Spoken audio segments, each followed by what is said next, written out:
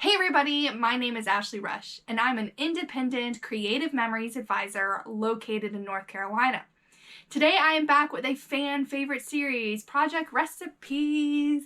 I know you guys love a project recipe. I love a project recipe. If you guys aren't familiar with these, they are created by Creative Memories for each collection that they come out with. The cool thing though is that you can take these recipes and you can translate them and use them with every collection that Creative Memories comes with. So today's recipe is Frost. Obviously a winter collection, but I'm going to be using it with Golden Harvest and making it a fall layout. New today, this week, I will be posting the instructions, the written instructions PDF in my VIP Facebook group.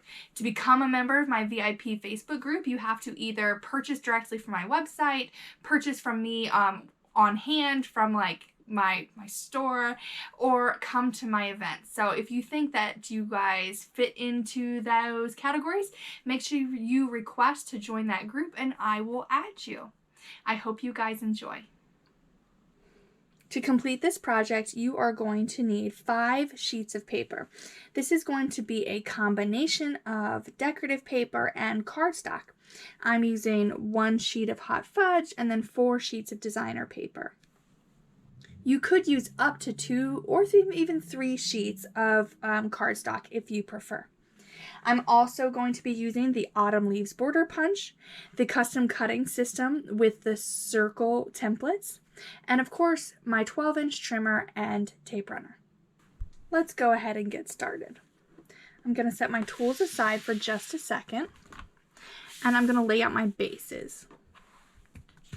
I will be using a sheet of hot fudge as a base for one side and a sheet of this brown paper on the other. Let's go ahead and make our first cut. I'm pulling out my trimmer and I'm going to make a 4.5-inch cut.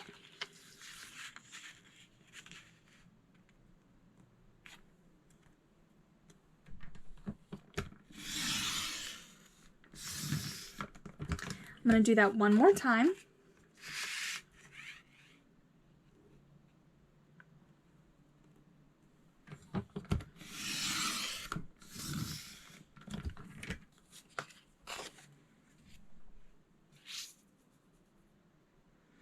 Alright, I'm now going to take that remaining sheet, give it a 1/4 turn, and make a 4-inch cut twice.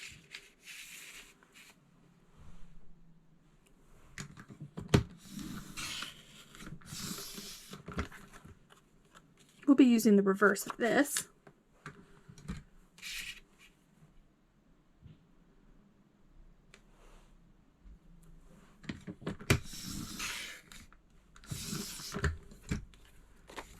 Alright, this remaining piece is extra. You can set that aside. Before we make our next cuts, let's go ahead and do some punching. When a recipe calls for a punch to be taken from a piece of paper, it's always wise to do those punches first before you make any cuts, because it'll be easier to punch when you've got a larger sheet and you'll ensure that you have enough to make your cuts later. So I am going to take my autumn leaves here and I'm going to punch from this orange sheet of paper twice.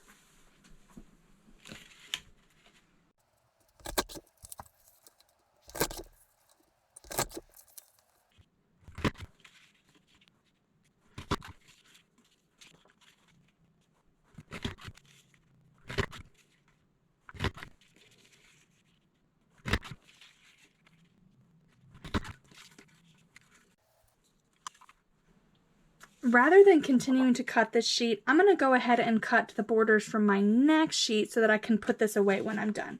So I'm just going to set this sheet aside and I'll come back to that.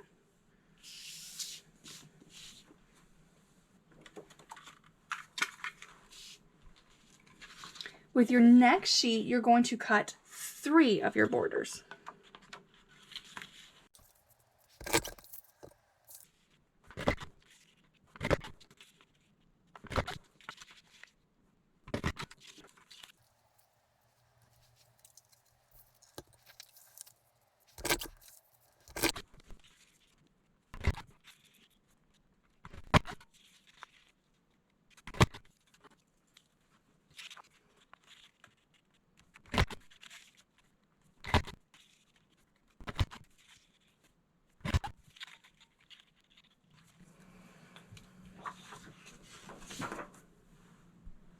I finished with the punch. Let me just clean up my punch poop and then we can make our next few cuts.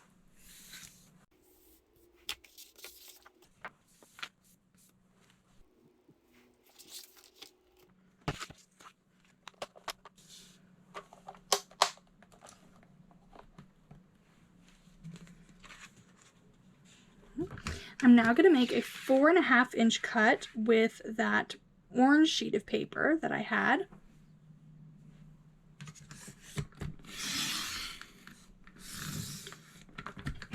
I'm going to set this remnant aside. The 4.5 inch piece I'm going to give a 1/4 turn and cut at 4.5 again. I'm going to do that one more time.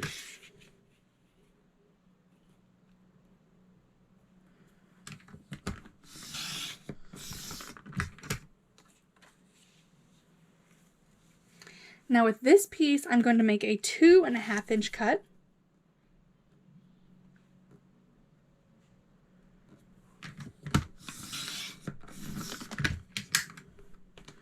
This piece is extra, you can set that aside. I'm going to give that 2.5 inch piece a 1/4 turn and make a 3.5 inch cut.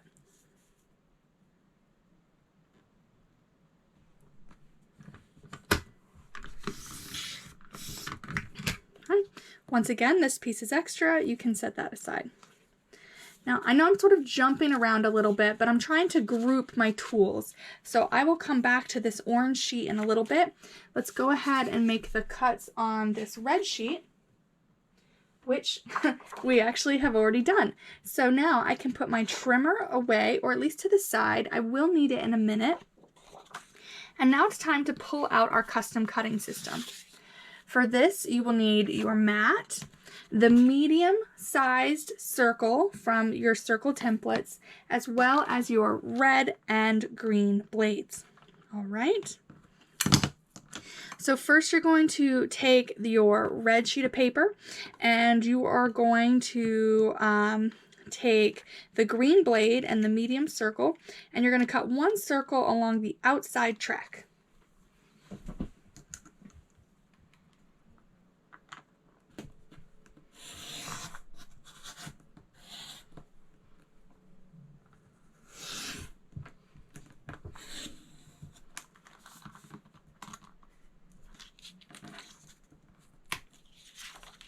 All right, you are now done with this sheet of paper. You can set that aside. And you are done with the green blade.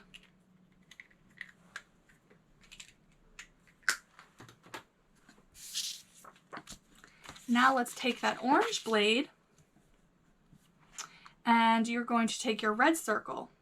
Now, as you can see, there's not enough room for me to create a circle here. So I'm actually going to create 2 half circles. You don't have to measure exactly in the middle. I have marked my handy dandy dots here, and those are at, excuse me, those are at 90 degrees. So if I line those black dots up on the edge of my paper, I know I will get a half circle. So that's what I'm going to do.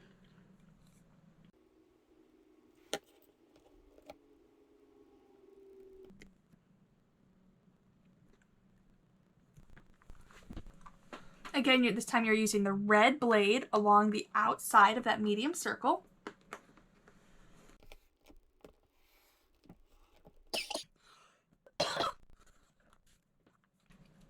And you're just going to do that twice.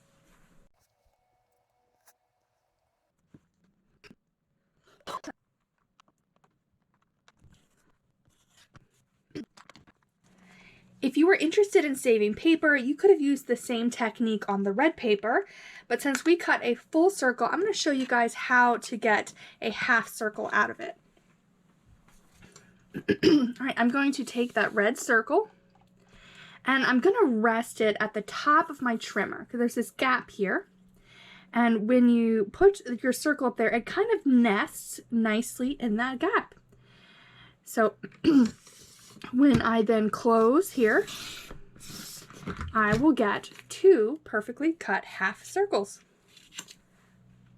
We are done with our cutting. Now it is time to assemble.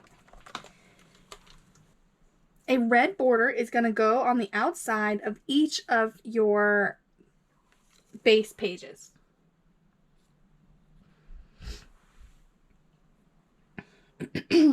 Layered on top of those, you will put an orange border.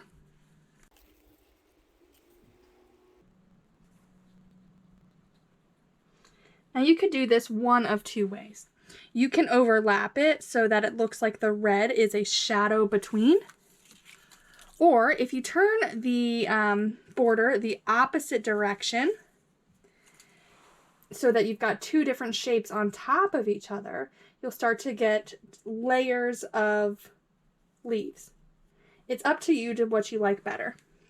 I think I like this multicolored layered leaf look better than the shadow effect.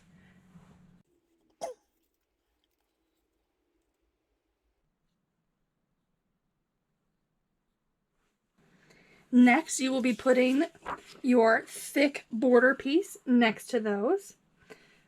I think I like it better with the orange leaves on top as opposed to behind, but you can play around with what you like better, having the borders over top or the borders tucked behind this sheet.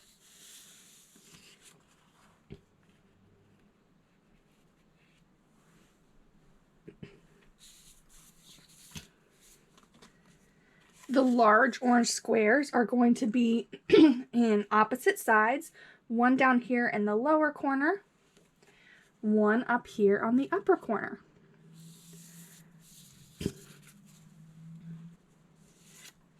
You've got a small rectangle down here, so this is going to help you space out these large squares, figure out where they need to go.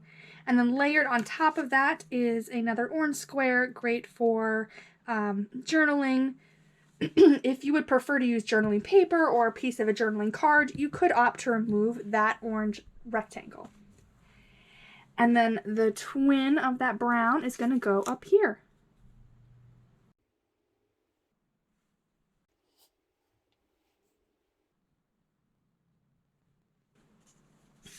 Our circles are going to get nested right on top of each other, with the dark red going behind the orange.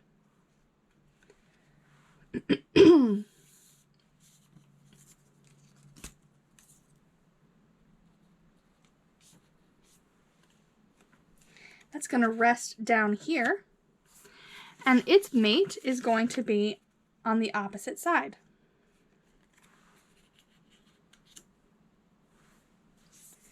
Now your third border here, you're actually going to cut into pieces and tuck it behind different aspects of your layout.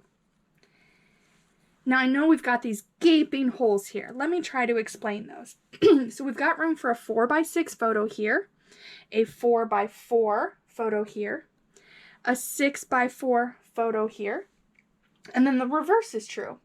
We've got a 4x6, a 4x4, a 6x4. These little circles are sort of a holding spot on where those photos are going to go. All right, I'm going to assemble this and then show you the photo holders with, show you the photo placement with some photo holders, and I'll try and add some embellishments as well. As you can see, I have finished adhering my pieces and I've started decorating. I wanted to illustrate to you guys where your photos can go. So these two squares here are going to hold two square 4x4 photos. Then you've got a place for a full 4x6 here. Now, if you opted to lay your border over top of this thick chunky piece, then your 4x6 is going to go a little bit on top of those borders. Now, if you tucked your borders underneath, then your 4x6 is going to be framed nicely by all of the paper here. So I'm going to repeat that on this side. And then here in the middle, tucked underneath of your square here, you've got another 4x6. And this will rest just underneath of those semicircles.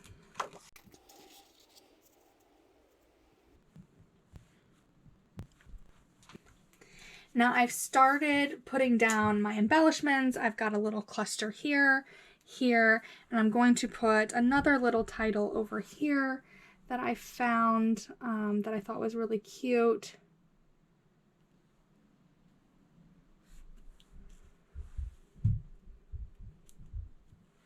And then I'm done.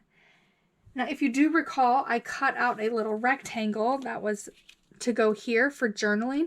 I'm going to use lined paper to go there instead. I may end up filling that with a small 2.5 by 3.5 inch photo. So what did you guys think of that project recipe? It's a little more complicated than some of the recipes we've done in the past because you had to use a punch, you had to use your trimmer, you had to use the custom cutting system.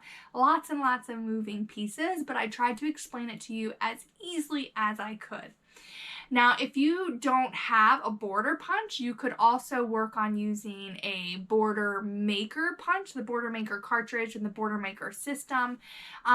And if you don't have that, instead of doing a punch, you could just have a multi-layer border. So like a blue overlapped with a purple, overlapped with a green, all right, to make like a 3-layered border, almost like a triple mat. So there are ways you can adapt this. With my collection, I used 1 sheet of cardstock as a base. I've also seen this where you use a sheet of cardstock as a base and then also a sheet of cardstock as what I think I used with my red leaves. So instead of having that red paper, that you would have put another piece of cardstock there. But this could all be cardstock. It could all be designer paper. You can really mix and match. Did you guys notice that I used a sheet of designer paper and a sheet of cardstock as my base? Ooh, I snuck that in. Look at me going outside of my comfort zone and expanding my horizons. I'd love to know what you guys think of this project. I will post a picture of it on my Facebook and Instagram tomorrow. So go ahead and go comment. Tell me what you guys think. I post on Instagram and Facebook every day, so it's the best place for you to connect with me on one-on-one and to send me messages. You can also visit my website where I list my events, and I think coming up, I'm saying this out loud before I've actually processed it, I think I'm gonna have some sort of like end of year holiday sale, and I will post those sale items. Ooh, why am I talking before I'm thinking? Oh my goodness. Anyway, so now I've said it out loud, which means I have to do it. There will be some sort of end of year holiday sale on my on that website. So make sure you guys start looking at that and keep your eyes peeled for that information. And last but not least, if there are any products in this video that you want to get your hands on, please shop at my Creative Memories website. It is the best place to go for all of your scrapbooking needs, and it is where you would go to join my team. I am really focusing on growth this year, and I would love to have you grow alongside me. All right, guys, that is it for me this week. I look forward to seeing you again next week. Bye!